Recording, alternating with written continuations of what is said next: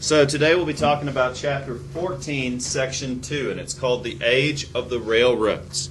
We'll be talking about the growth and consolidation of railroads and how this benefited the nation, but how it also led to corruption and required government regulation. I don't know about you guys, but I just like mob shows, cop shows, catching the bad guy, and if you watch Daredevil,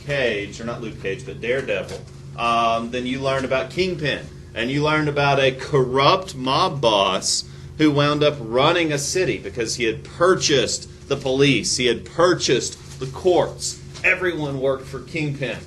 Well, we're going to learn about the true story of several kingpins in American history, particularly the Rockefellers and the Carnegies, and men far more powerful than Kingpin ever could have imagined. And they got away with it, unlike the bad guy in Daredevil. First, before we get into the corrupt side of American industry, let's talk about the benefits of technology. I don't know if you heard, but was it Time Warner and AT&T have just merged, raising concerns about a modern-day monopoly. And many of these concerns date back to the historical reality that was the monopolies of the railroads and the banks and steel and coal and oil and things like that.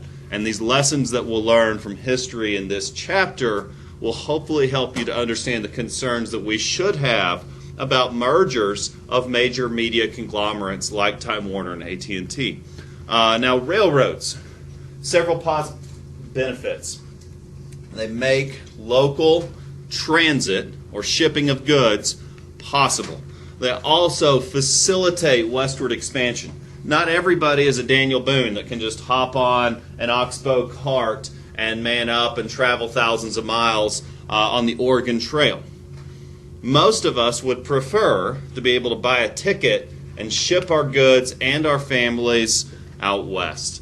Now, the government facilitated this migration with land grants, with low-cost loans to railroads, giving railroads every benefit to help them settle the West, because this would help develop our country. Now, by 1859, if you think about it, by the start of the Civil War, railroads had already been built west of the Mississippi River. In fact, by 1869, the first transcontinental railroad had been completed, meaning that by 1869 you could buy a ticket and you could ride on a train all the way across the country and go to California without taking the risk that the Donner Party faced, without possibly dying of exposure or attacked by natives or freezing to death trying to cross the Rockies. You could buy a ticket and just ride the train.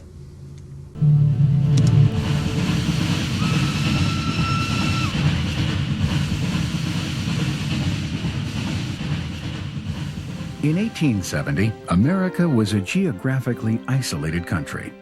During the last 3 decades of the 19th century, Americans occupied a much larger portion of the country's land than during the 3 previous centuries. The saturation of railways was key to this important geographic change. Prior to 1865, railways did not reach west of the Mississippi River. Although Congress had approved the building of a transcontinental railroad in 1850, the North and South delayed construction with disputes concerning route access. After the Southern states seceded from the Union in 1861, the North gained control of the project, securing a central route. Shortly thereafter, Congress authorized the Central Pacific and the Union Pacific Railroads to build lines meeting each other in Sacramento and Omaha. The Union Pacific workforce included Irish immigrants, Civil War soldiers, and Southern African Americans. From the west, Chinese laborers of the Central Pacific Railway set out to meet them from California.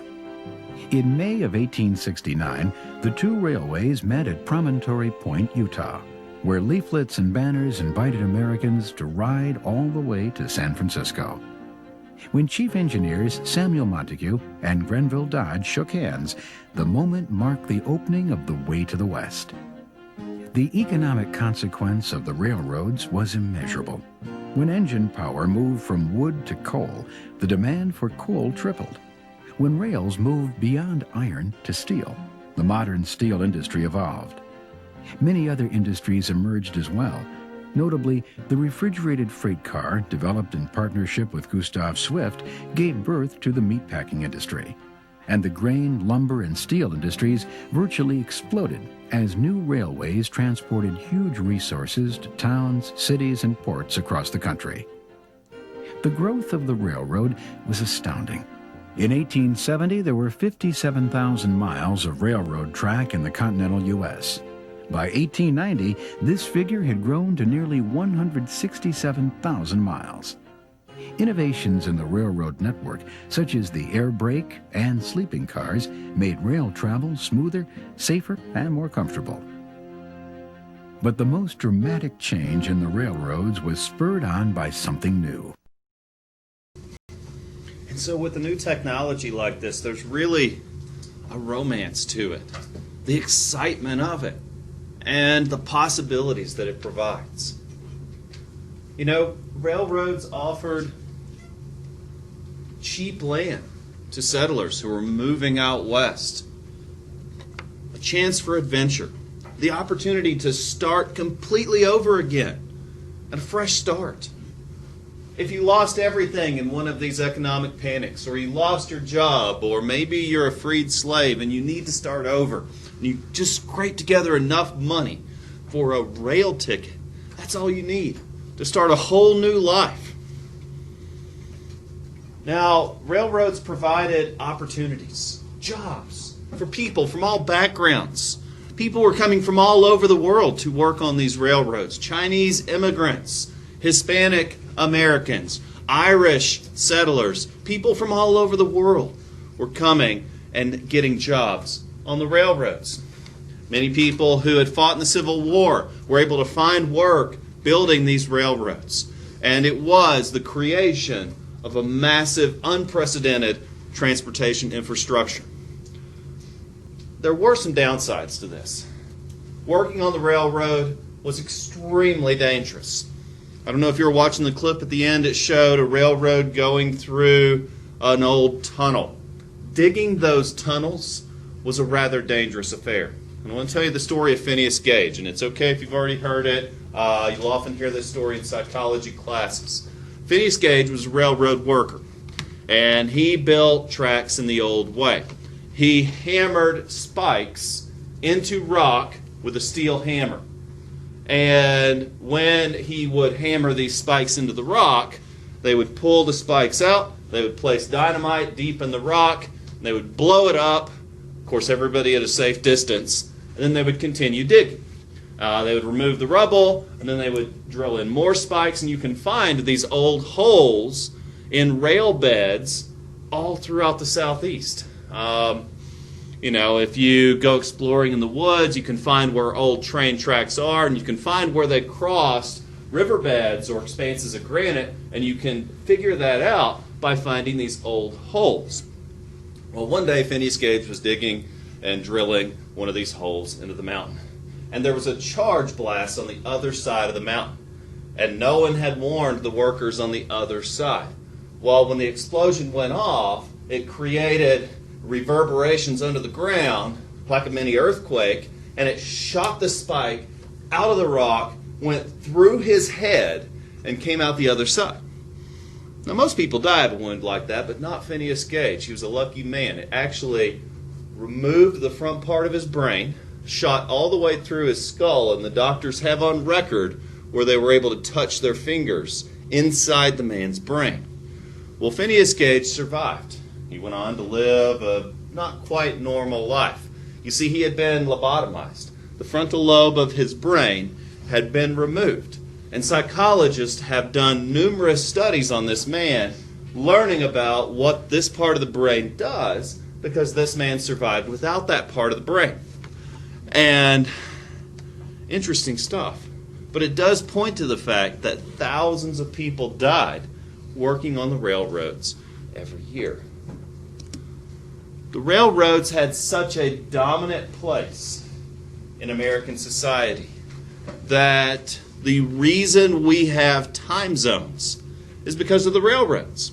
Now, prior to railroads, there was no need for time zones. Every town had its own unique time because noon meant the sun was directly overhead.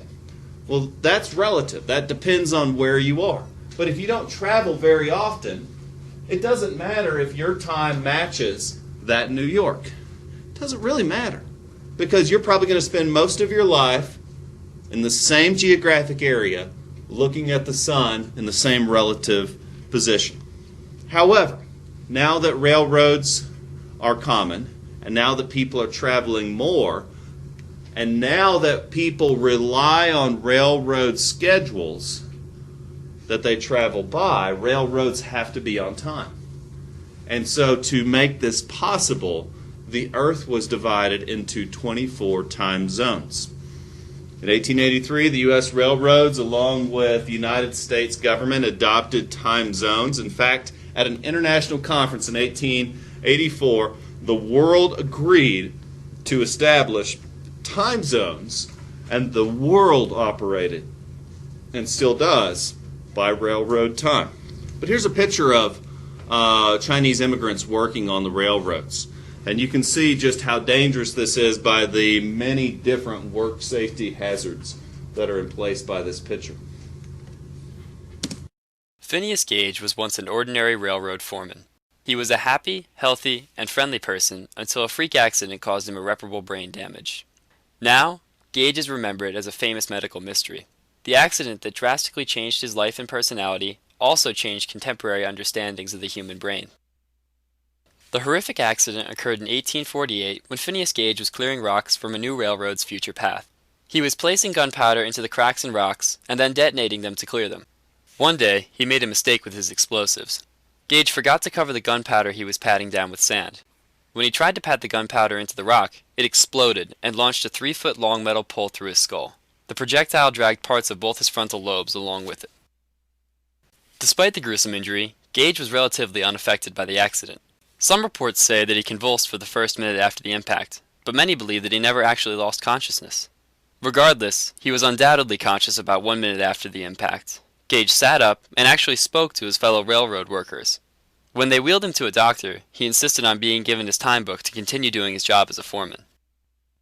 While Gage's determination to continue working despite his terrible injury may seem odd, the effects of his injury were even stranger. The open brain wound healed after only 10 weeks, and Gage was able to count, sing, feed and dress himself, and make sense of information that was given to him. Some aspects of Gage never fully recovered, however. His personality was completely different. His old friends could not tolerate his newly inconsiderate attitude, inexplicable temper, and constant profanity. Soon, he was fired from his job for being nasty to co-workers, people who he had worked well with just 10 weeks before. Gage was so out of control that men kept him away from women and children because he was considered too vulgar for them. Even though he had physically healed, something was still wrong. As his doctor said, Gage was no longer Gage. 11.5 years after the accident, Gage died. Unfortunately for the medical community, no autopsy was conducted on his unique brain. Years later, his body was exhumed with permission from his family, and scientists studied his skull. They saw approximately where the rod traveled through his head, and did their best to understand the damage with their limited understanding of the brain. The case study became an essential part of the debate regarding the function of the brain in the mid-1800s. Two prominent schools of thought existed. Ironically, both used Gage as support for their theory. One group believed that the brain was connected by a vital force. Due to this vital force, any part of the brain could perform any of its functions. Therefore, someone like Gage could still think and behave like everyone else despite having lost a large piece of his brain. The other group of brain theorists, commonly referred to as the localizers, thought that the brain had different parts that localized specific functions. They pointed out that Phineas Gage's personality was never the same after the accident. The localizers believed that the damage to the brain caused the lasting change in Gage's personality. Ultimately, both competing schools of thought were integrated into contemporary brain theory. The brain does have specific localized functions. Modern research has shown that motor functions are certainly localized to specific areas. Localizers, however, underestimated the interconnectedness of the brain. The brain has trillions of synapse connections, and many human functions, such as memory, are impossible to localize to only one area in the brain. Recent studies have shed more light on Phineas Gage's specific condition. Damage to the frontal lobes has been shown to cause behavior spontaneity. Patients with frontal lobe damage often have difficulty interpreting information from their environments, taking risks, and complying with the rules. Especially with injuries that damage both lobes, a person's personality is often drastically altered. These recent studies help explain the effects of Phineas Gage's injury. Still, scientists wish to better understand Gage's disorder and the underlying brain science that could explain it. But again, the romance of this. You see, the construction of railroads required an enormous amount of materials. Coal production soared because of the steam engines that railroads drove their cars by. The production of steel soared because these rail tracks were made of steel along with the trains themselves. Lumber, of course, the tracks were laid on wooden posts. And so all of these natural resources are going to see a boom in productivity to meet the demand for railroads. Railroads also linked isolated towns. It connected our nation in a way that Henry Clay only could have dreamed of with the American system. It also promoted trade and interdependence. Again, Henry Clay envisioned a country that would be united because we would be connected socially, because we would travel. We would be connected economically because we would do business with one another. And railroads facilitated that in a way that no law could. This allowed towns to specialize in creating certain products. And so you see industrial boom towns sprouting all around the country. You know, just last weekend I was in coal country in West Virginia.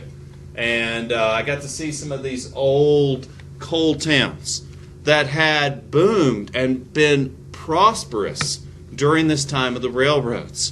But they have long since declined. And these highly impoverished areas are what is left of this industrial boom. Also, new towns entirely grew around railroads, just like they do now around interstates. But now let's talk about some of the powerful people here, the kingpins of their day. One of these was George Pullman, who built a rail car factory in Illinois. Pullman provided a factory town for his workers. The factory owned the doctor's office. The factory owned the housing for the workers. The factory owned the stores the workers shopped in. Even the sporting complexes that the workers played and exercised in. Pullman owned everything in that town. And so he was king of Pullman, Illinois. Now the company placed tight controls on its residents to ensure a stable workforce. These residents were paid not in cash, but in company scrip. So the form of currency was only usable in the company town. It could be exchanged for currency at a loss by the company. And so this was Pullman's way around the 13th Amendment. Yes, he paid his workers. Yes, his workers had the right to quit if they chose. But they were paid in the basic goods they needed to survive. Now, as I said, corruption is embedded in the story of American industrial expansion. Some railroad companies became extremely corrupt. For example, the Union Pacific Railroad. This company formed a construction company called the Credit Mobiler. And they would overbid for construction contracts. And they would keep the profits. So, perhaps a job only cost $100,000. The Credit Mobiler company would bid $500,000 and they would keep the rest. Now, how would they get away with this? Well, it happens all the time. A company will overbid, they will win the bid because of their connections, and anything they overbid becomes profit for the managers of the company. In fact, this scheme, called the credit mobiler scheme, was so widespread, the corruption was so enormous, that the Republican Party, leaders of the Republican Party, were implicated in this scandal. And it tarnished the reputation of this party. In fact, some say that even the President of the United States at this time was connected with the credit mobiler scheme. Because if you can pay off top government officials, then you can bid whatever you want, and you can keep what you don't need. So next I wanted to show you a picture of some of these rail cars. This is what Pullman made. Was a sleeper car. Now, just like any new technology, they would release a better one the next year. And so the next model might have couches or beds. The next model might have electricity. The next model might serve food. And so by innovating, they were able to keep the money flowing in. Next, I wanted to show you what the town looked like. This is the town of Pullman, Illinois. Every home built the same. In all likelihood, the church was built by the factory. In fact, one of these old industrial giants, I believe it was Andrew Carnegie, once said, "Every factory is a temple. A man who works there worships there." And here is the life controlled by the Pullman Company town.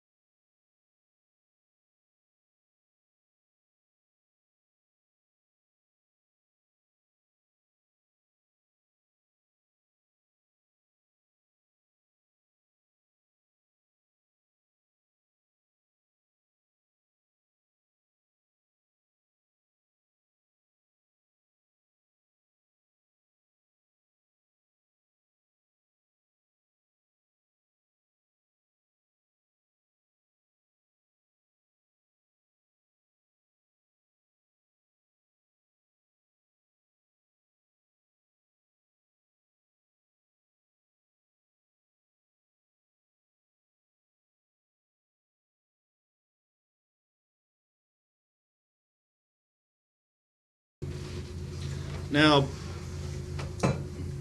many of the railroad companies had become corrupt. And just like the situation in 2008, as the recession was coming into full swing, many of these powerful, wealthy corporations were taking big chances with large amounts of money. And the real victims of their failures were us, the common person. And many became angry over this corruption, just as many of us became angry. I don't know if you've ever seen the movie Big Short, but you need to. It's a great film about how the recession happened. You see, this railroad corruption was hurting the average American. Railroads were selling government lands to businesses, not settlers, and they were bringing in enormous profits. They were fixing prices on transportation of goods. The idea was to keep farmers in debt. In fact, they would often charge farmers higher rates for shipping than they would other customers because they knew they could get away with it. Now, the Farmers Union, founded by Oliver Hudson Kelley, was called the Grange. And the Grange was a movement of the very poor in our country. And they worked to sponsor state and local political candidates. They represented farmers throughout our country.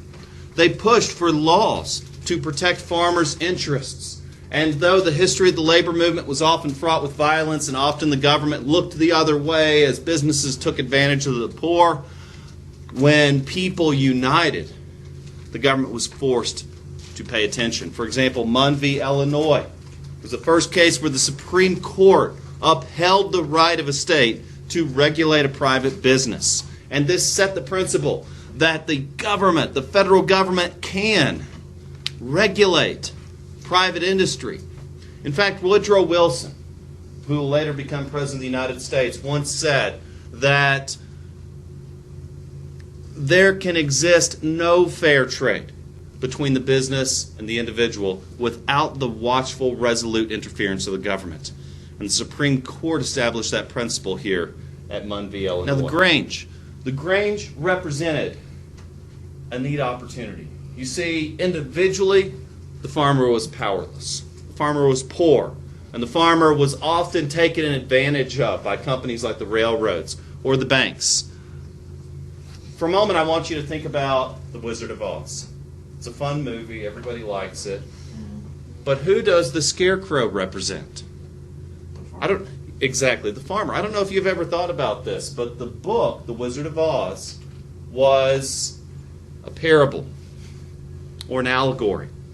In fact, each character represented some aspect of the late 19th century American landscape. The Scarecrow represented the farmer.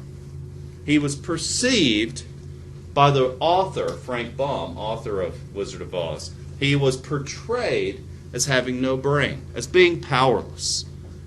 Yet together, the farmers could make a difference. You see, here were some of their slogans. No monopolies. Because if one business controls an entire industry, they can charge whatever they want, they can take advantage of people, and no one can do anything about it. Cheap transportation, because farmers relied on this. And then finally, monopolies were opposed to opposition, because the monopolies would fight to keep the power they had. However, it wasn't just the farmers who united. Unions and grassroots organizations all over the country united, pressuring the Supreme Court and the United States Congress to act. And this public outrage eventually led to the Interstate Commerce Act. And if you remember from the end of chapter 13, these grassroots movements became a political party, the Populist Party. And these people, represented by poor Americans all over the country, united around a common cause of making their lives better, of making the government more responsive to their interest. And though William Jennings Bryan lost, their movement saw great success in the long run. You see, the Interstate Commerce Act gave our government the authority to supervise railroads. It also established the Interstate Commerce Commission. However, this would lead to a long legal battle with the railroads, because the railroads by this point were like an octopus. In fact, another author wrote a book called The Octopus, describing Standard Oil, saying how this company had its tentacles in all aspects of American government, and it had control over so many different things. It owned the police, it owned the banks, it owned the courts. It could do anything. And so it's going to be difficult to take down a company that powerful. For example, this man, well, it was another of these cartoons. Thomas Nast drew this, of Cornelius Vanderbilt. He's famous in this area. Does anybody know what he's famous for? Yes, Wesley? Biltmore House. The Biltmore House. Very good. For building the largest, most extravagant house in all of Western Carolina. That was his vacation home, by the way. He owned the railroads. He's seen here as a puppeteer holding the railroads. This man was so powerful that Pisgah National Forest was his backyard. Literally, he owned Pisgah National Forest. The very first head of the U.S. Forest Service was his groundskeeper, Gifford Pinchot. This man was that powerful. He owned, and by the way, he eventually donated Pisgah National Forest to the public. How did he get that wealthy? Well, of course, the railroads. There's a lot of railroad romance in these old... We like to remember the romance of railroading. There were also terrible dangers. There was a lot of sweat and blood. The brakeman had to run along the roof of the freights, grab a machine like this, turn the brake to slow the car down, and running down here, he had to find this, pull these things together as the cars came together, and then drop that pin in. Then he had to swing back, get out of the way as the cars came together. In 1877, the railroads decided that each crew had to brake and couple twice as many cars, more than doubling the chances of more fatalities and more ugly accidents. The men wouldn't stand for it, and in America's first great regional strike, they went out and they began using their tools for other purposes. War is what followed, open warfare between the strikers and the railroads. Hundreds killed and maimed in industrial violence.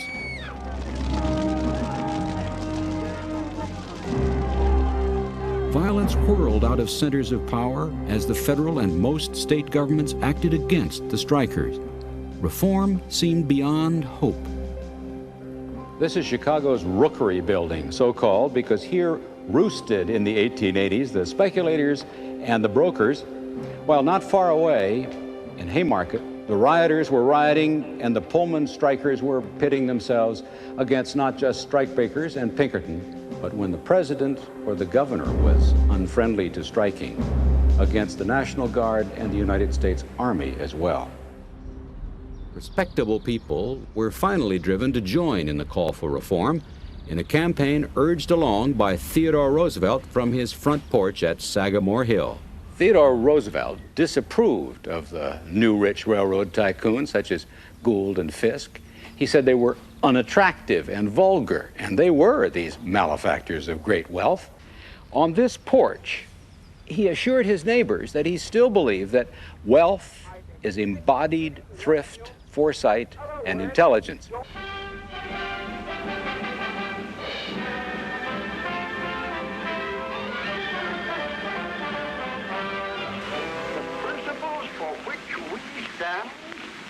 Are the principles of fair play and a square deal for every woman. But he did take the reforms of the Grangers and the Populists after they'd ripened in the prairie sun and made of them a middle-class, middle-of-the-road consensus he called progressive politics. Now, workers were furious. In the last clip, you just heard about violence between workers and the owners of railroads who would hire thugs to defend their companies with violence.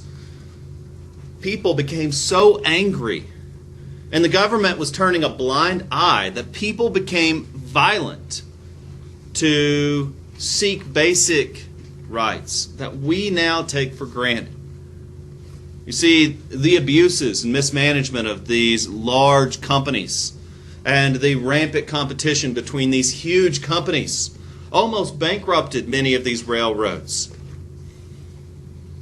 And the trouble with this is it's not just some isolated company that we see them close up and it doesn't affect our lives. When a company this big would fail, it would significantly impact the economy. For example, when Fannie Mae and Freddie Mac, the two largest banking conglomerates in the United States, almost collapsed in 2008, those two companies almost collapsed the American economy. Now, why did they almost collapse? Well, they almost collapsed because of some shady business dealings that they were doing. And you can watch the movie The Big Short to learn more about it, and we'll get to it later in this class.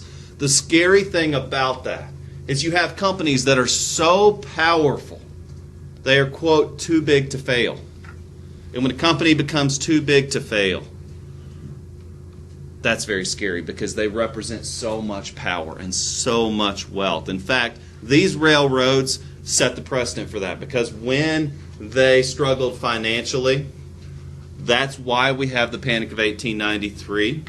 In fact, by mid-1894, 1/4 of all the railroads were taken over by financial